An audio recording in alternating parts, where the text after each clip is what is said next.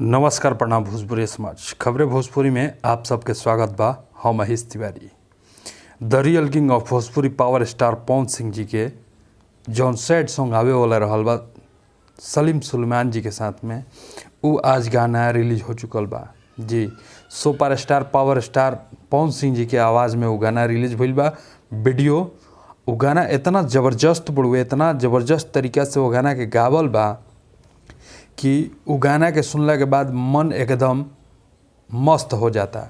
काहे कि sad song जौन पवन सिंह जी गाइला, पवन सिंह जी के आवाज़ में जौन सैड सॉन्ग रहेला ओकर जोड़ा ना रहेला। ई जौन गाना बड़ुए हिंदी गाना ह। हिंदी गाना में एगो भोजपुरी के स्टार गायक पावर स्टार पवन सिंह जी के आवाज़ में जब वो गाना के सुनल जी तो ओकर बतिये कुछ अलग हो जाला। पावर स्टार पवन सिंह जी इतना ओकरा के बारीकी से, इतना सुंदर तरीका से भाव दे के गौले बनी कि वो गाना सुनते ही मिजाज मन एकदम स्थिर होके गाना वो सुने का मन करता है कि इतना आनंद दे रहल बा वो गाना।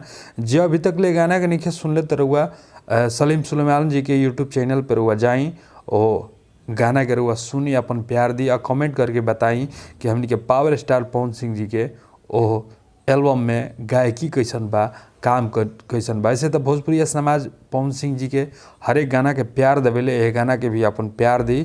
ये आशा ना पूरा विश्वास बढ़ुए कि रउआ लोग एकदम यह गाना के अपन प्यार दुलार देम। जो अभी तक ले नहीं देख ले तो ये गाना के देखी, अपन प्यार दी। मिलल जी अगले वीडियो में, तब तक खातिर जय माँ विंध्यवासिनी।